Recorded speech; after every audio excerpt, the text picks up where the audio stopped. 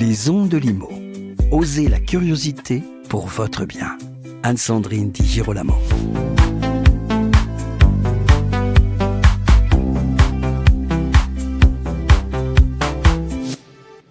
Vous êtes désormais nombreux à écouter les podcasts juridiques que j'ai le plaisir de vous proposer avec mon invité Charles Bobot, avocat associé fondateur du cabinet BJA.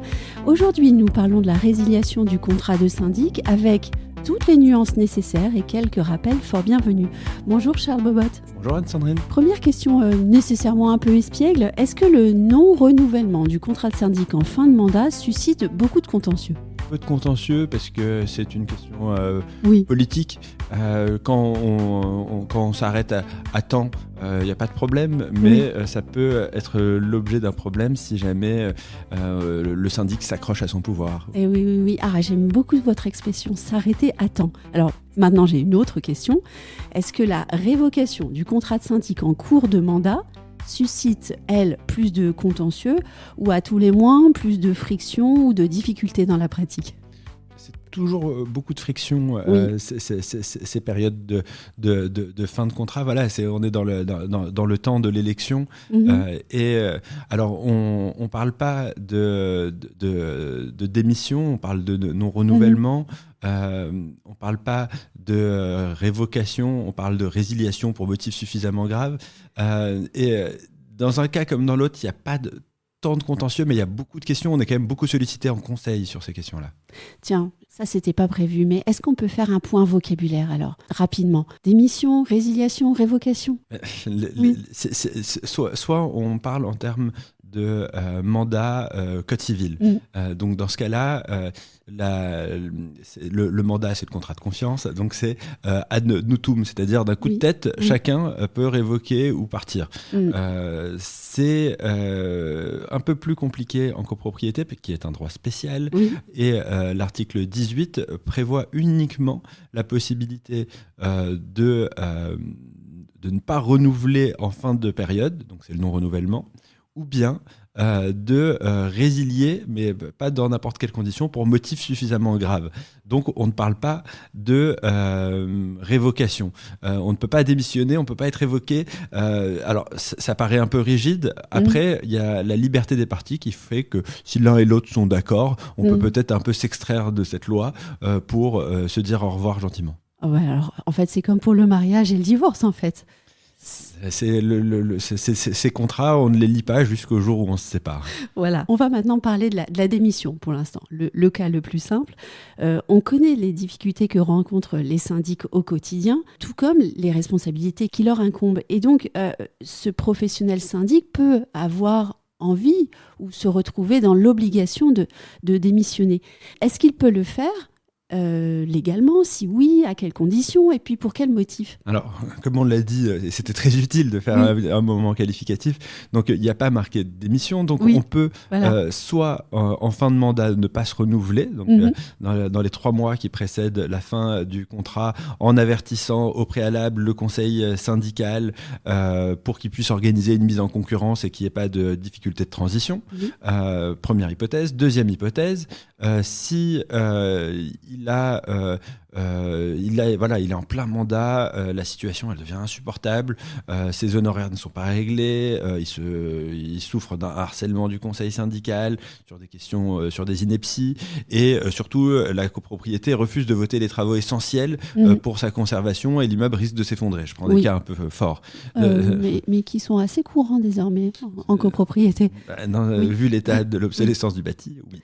Ce qui se passe alors, c'est que le syndic, il peut, en cours de mandat, notifier et quelque part, cette résiliation pour motif suffisamment grave, il l'a justifié, il l'a annoncé, et il peut partir. Attention quand même, puisque s'il n'y a pas de motif suffisamment grave, c'est pas une désertion, mais laisser la copropriété comme ça en situation de vacances, alors qu'elle peut pas organiser son suivi, sa comptabilité, payer les assurances en cas de multirisque immeuble, on imagine les enjeux, eh bien, dans ce cas-là, ça pourrait lui être reproché. Donc, le conseil pratique, c'est quand même d'annoncer dans un délai suffisamment tôt et éventuellement demander la désignation d'un administrateur provisoire si jamais on est vraiment dans une situation de péril. Et oui, parce qu'on ne veut pas d'un remède qui est finalement beaucoup plus grave encore que la maladie. On est d'accord, mais après, voilà, je comprends quand même que le mandat, c'est pas non plus une prison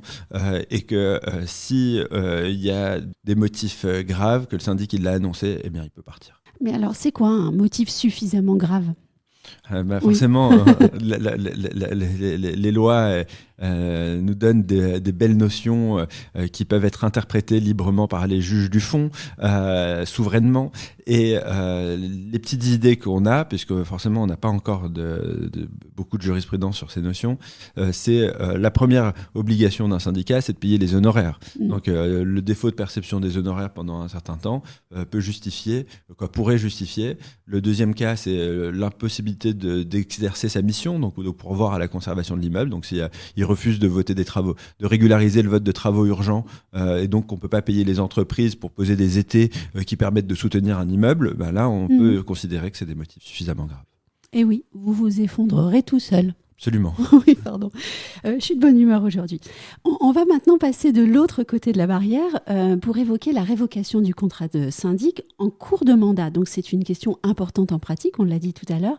Qui peut valablement être à l'initiative de la révocation du contrat de syndic en cours de mandat ? C'est étrange. Le conseil syndical, qui n'a pourtant pas de personnalité morale, se voit conférer par la loi peut-être poussé par certaines associations de consommateurs, la prérogative d'être à l'initiative de la demande d'inscription motivée de la résiliation du contrat en cours de mandat. Mais ça, c'est la demande. Mais ensuite, la décision revient à qui ?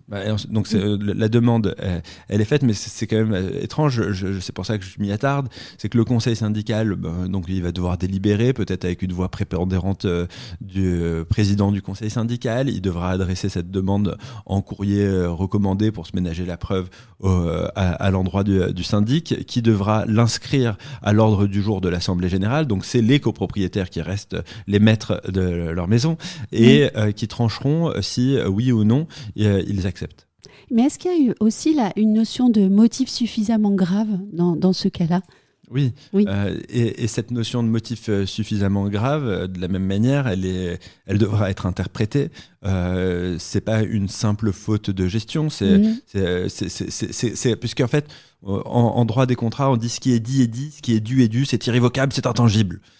Là, on vient mettre un coup de couteau dans ce principe d'intangibilité et il faut un motif suffisamment grave. Une simple faute. C'est pas tout modèle économique est prévu sur une durée. Si jamais on résilie en cours de durée du contrat, le risque c'est que on soit tenu aux engagements. Mais alors, est-ce que la répétition d'une faute de gestion, mais vraiment une répétition très grande d'une faute de gestion, ça pourrait finalement se concentrer en un motif suffisamment grave ? Exactement. Oui. Donc la demande motivée, elle va en raison, il faudra un peu comme en responsabilité caractériser la faute, les fautes, leur ampleur, leur répétition. Prenons un cas concret. Si jamais il y a des erreurs d'imputation comptable qui sont faites au préjudice de la copropriété, que ça entraîne une désorganisation, qu'il y a des oublis d'écriture comptable, que il y a des absences de convocation d'assemblée générale plus ou moins longues. C'est un faisceau d'indices qui permettra au juge de la caractériser. Alors maintenant, comment est-ce que les choses se passent dans les copropriétés où il n'y a pas de conseil syndical ? Et on garde ces mêmes fautes, voilà. Soit motif suffisamment grave ou une accumulation, une répétition de fautes moins graves, mais pour le coup, quand la répétition se fait, c'est aussi un souci. Mais alors, s'il n'y a pas de conseil syndical ? Deux interprétations. La première, rien que le texte, et que le texte, qui est un texte d'ordre public, on le rappelle. Donc, cette procédure spécifique, si le conseil syndical n'est pas présent, elle ne pourrait pas être mise en œuvre. Deuxième interprétation, Si on a tout copropriétaire qui demande l'inscription à l'ordre du jour et que finalement l'ensemble des copropriétaires sur ces motifs qui sont portés que par un seul copropriétaire mais qui permettent d'avoir un vote à la majorité de l'article 25, on ne l'a pas dit donc je le rappelle, eh bien ça permettrait au syndicat de résilier le contrat. Cette deuxième approche, elle est aujourd'hui un peu risquée dans le sens où, encore une fois, et on en parlera plus tard, il y aurait des risques d'indemnité pour non-respect de la procédure. Et oui, et on va même y venir tout de suite, parce que maintenant, on va revenir à notre professionnel syndic, dont le contrat a été révoqué en cours de mandat. D'abord, quid de sa défense ? Puisqu'on l'a dit, le motif suffisamment grave, c'est finalement une notion en cours de construction. Ce que je recommande à mes clients syndics, quand ils ont ce sujet, c'est en effet, on a des droits de la défense, il faut les exercer. Donc il y a une demande d'inscription qui sera faite. Dans l'ordre du jour, il faut pour le syndic répondre à tous les prétendus manquements qu'on lui oppose, justifier qu'ils ne sont pas suffisamment graves et faire valoir, un peu comme dans des écritures au tribunal, mais sauf que là, le tribunal, ce sera l'Assemblée générale qui pourra, sur la base de tous les éléments, de toutes les pièces qui seront versées et annexées à cette convocation d'Assemblée générale, ça permettra au syndic de faire valoir sa défense. Et j'ai déjà vu quelques filous qui, pour gagner des copropriétés, eh bien, prenaient un copropriétaire, demandaient une sorte d'inscription prototypée en indiquant des fautes standardisées, type défaut de complétude suffisante du carnet d'entretien, comptabilité irrégulière, mais sans vraiment préciser. C'est là où justement le syndic il devra faire valoir sa défense.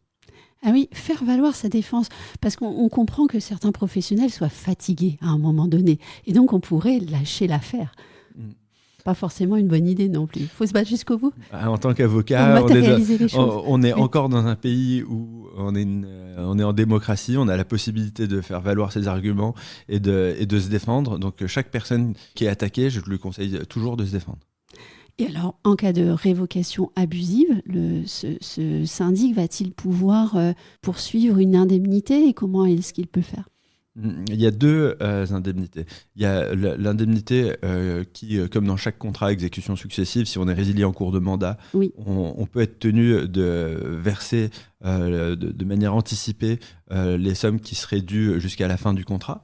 Ce qui permet d'ailleurs assez astucieusement pour le syndic, s'il prend les honoraires qui sont dus jusqu'à la fin du contrat en estimant que la faute elle n'est pas suffisamment grave, ce sera ensuite au syndicat représenté par le nouveau syndic d'agir, et donc c'est lui qui aura la charge de la procédure. Ça c'est le premier point. La deuxième indemnité, c'est si jamais il y a le non-respect de la procédure, c'est-à-dire si on ne permet pas au syndic de faire valoir ses arguments, si jamais ce n'est pas le conseil syndical qui est l'organe à l'origine de la demande, il y a le simple non-respect d'une procédure qui permet d'assurer les droits de la défense peut justifier des dommages et intérêts pour préjudice moral en sus des honoraires ou des indemnités qui devraient être versées. Alors, toujours en parlant de ce syndic, quel est votre meilleur conseil en tant qu'avocat ? Justement pour lui permettre d'avoir les bonnes armes quand il se trouve déjà en difficulté dans une copropriété et qu'on voit la chose venir, parce qu'on la voit toujours venir quand on est syndic, en fait. Il n'y a jamais de surprise. Les armes, elles ne sont pas très... on va dire... Elles sont conventionnelles. Elles sont conventionnelles, oui. Même si parfois en copropriété, ça dégénère. Les armes, elles sont conventionnelles. C'est d'abord la pédagogie, c'est-à-dire d'expliquer au conseil syndical, parfois même aux copropriétaires, parce qu'il arrive qu'un conseil syndical puisse prendre en otage une copropriété en ayant des intentions ou des velléités qui dépassent celles des autres copropriétaires.